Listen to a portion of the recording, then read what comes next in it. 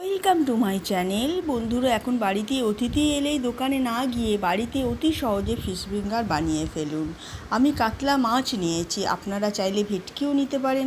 আমার বাড়িতে এটাই ছিল। মাছগুলো ভালো করে ধুয়ে একটু গরম জলে সিদ্ধ করে নিয়েছি।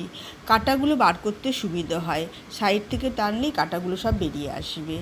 এবার মাছগুলো আমি ভালো করে হাত দিয়ে চটকে নিয়ে রেখে দিয়েছি। আলু সিদ্ধ করে খোসা ছাড়িয়ে নিয়েছি। এবার 2 চামচ পেঁয়াজ বাটা আর রসুন বাটা, 1 চামচে আদা কুচি, 1 চামচে নুন পরিমাণ মতো, গোলমরিচের গুঁড়ো 1 চামচে, জোয়ান 1/2 চামচে, চাট মশলা 1 চামচে, 2টো লঙ্কা ছোটো করে কাটা, কিছুটা ধনে পাতা। আমি কুইনে করেছি, আপনারা চাইলে কড়াই করেও করতে পারেন। আমি গরম করতে দিয়েছি, কুইনটা বসিয়ে খুব কম আঁচে একটু জাস্ট তেল ব্রাশ করে নিয়েছি। পেঁয়াজ আর রসুন বাটাটা নেড়ে নিয়েছি কুইনেতে, আপনারা কড়াই করে করবেন, কোনো অসুবিধা নেই।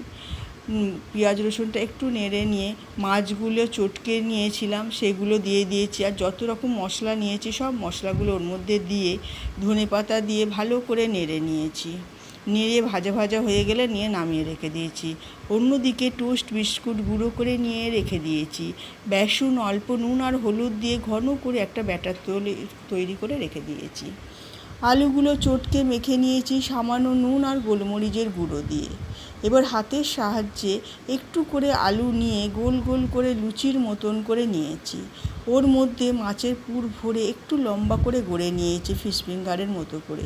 এবারে বিস্কুটের গুঁড়োয় মাখিয়ে বেসনে ডুবিয়ে কুইনে সামান্য তেল দিয়ে অল্প আঁচে গরম করে সেখানে দিয়ে দিয়েছি একটা একটা করে লাল এক পিঠ হয়ে গেলে আবার এক পিঠ উল্টে দিয়েছি, লাল লাল করে ভেজে নিয়েছি।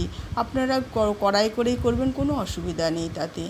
বন্ধুরা, এটা আপনি যা খুশি দিয়ে খেতে পারেন। গরম গরম খেতে তো খুবই ভালো লাগে। ধনেপাতার চাটনি, কাসুন্দি, সস, যেটা দিয়ে খুশি খেতে পারেন। ভালো লাগলে লাইক আর সাবস্ক্রাইব করতে ভুলবেন না।